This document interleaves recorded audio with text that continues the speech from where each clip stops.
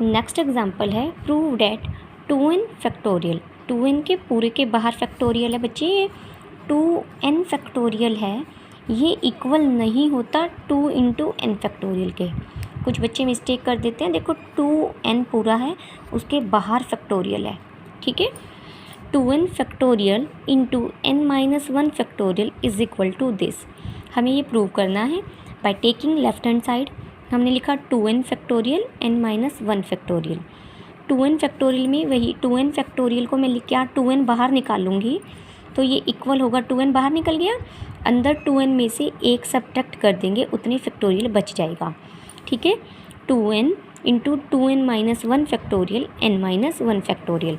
अब ये क्या क्या चीज़ें हैं, एक 2 है, एक n है और एक 2n-1 फैक्टोरियल है, ठीक है, और साथ में है n-1 फैक्टोरियल।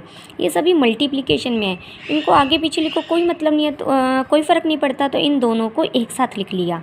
नेक्स्ट स्टेप में 2 इंटू ब्रैकेट के अंदर लिखा n इंटू n-1 फैक्टोरियल, और ये हमारा पीछे लिखा हुआ है 2n-1 फैक्टोरियल।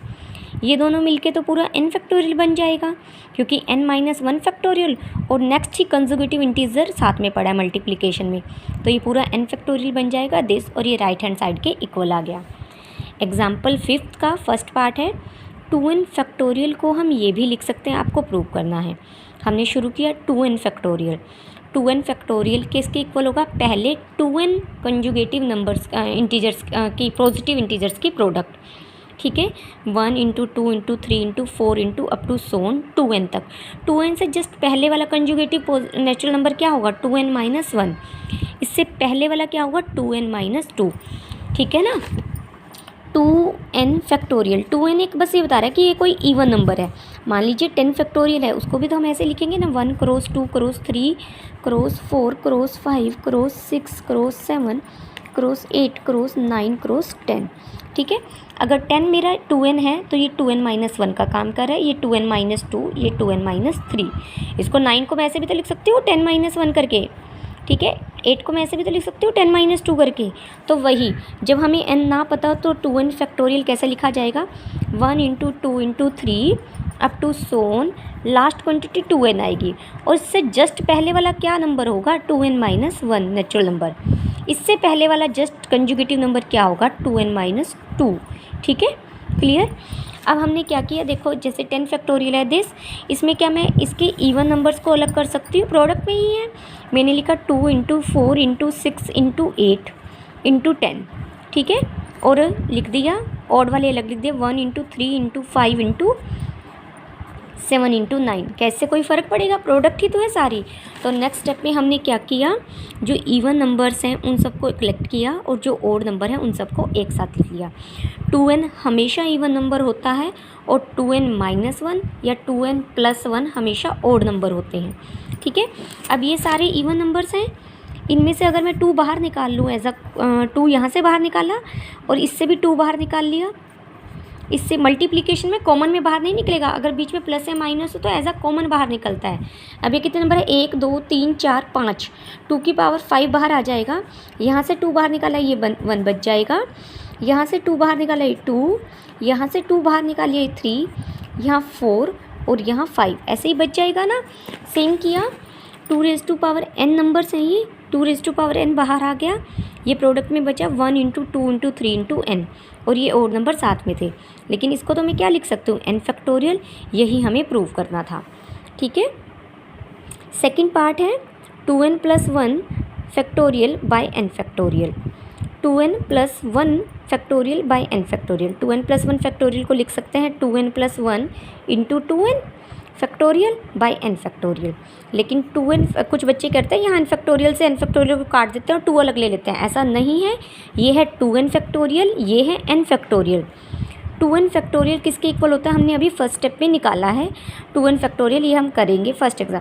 मान लीजिए आपको एग्ज़ाम में सेकंड पार्ट आता है तो फर्स्ट पार्ट आपको करके दिखाना चाहिए यहाँ साइड में कि 2n फैक्टोरियल को हम इसके इक्वल भी लिख सकते हैं। 2n फैक्टोरियल की ये वाली वैल्यू यहाँ पर सब्स्टिट्यूट कर दी तो ये 2n+1 बाय n फैक्टोरियल, और 2n फैक्टोरियल की जगह ये चीज़ आ गई ये सारा, ठीक है। यहाँ पर n फैक्टोरियल से n फैक्टोरियल कट जाएगा और ये बचा हुआ हमारा आंसर हो गया। एग्जाम्पल 6 है, prove that n factorial by r factorial n minus r factorial plus n factorial r minus 1 factorial n minus r plus 1 factorial is equal to this. हमने लेफ्ट हैंड साइड उठा ली, दोनों से n factorial common ले लिया। n factorial common लेने के बाद ये क्या बचेगा, 1 by r factorial into n minus r factorial plus 1 by r minus 1 factorial n minus r plus 1 factorial.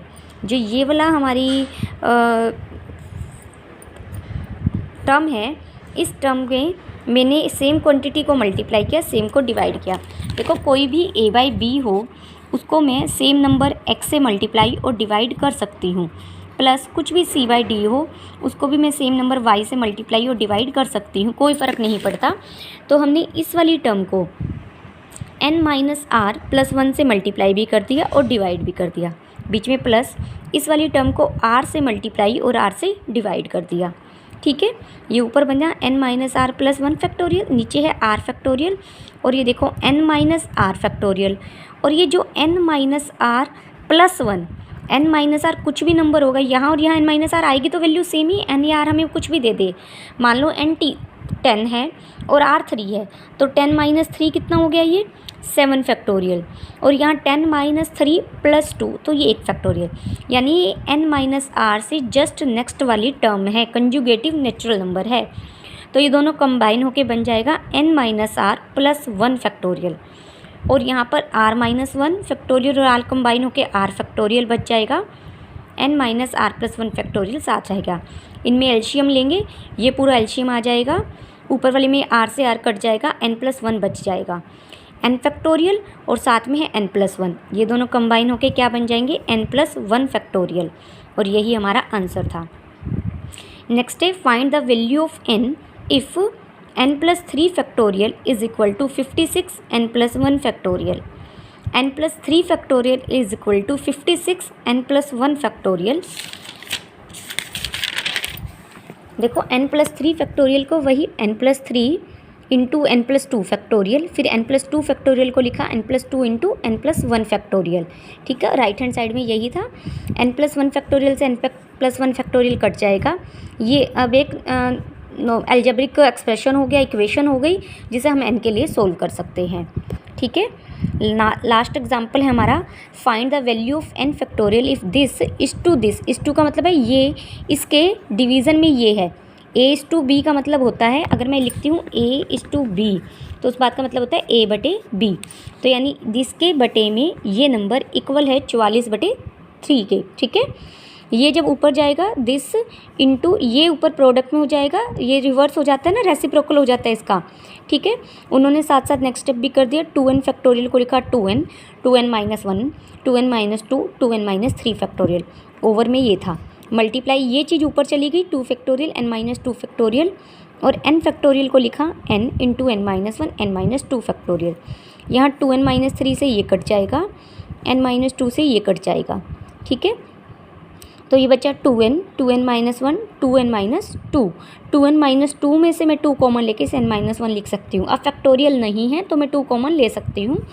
इधर ये बचा 6 हो गया ये, और यहाँ पर 2 भी था, ये 2 से 3 कट जाएगा, सिर्फ 3 बच जाएगा दिस, और इसको सोल्व कर लिया, n की वैल्यू 6 आ गई।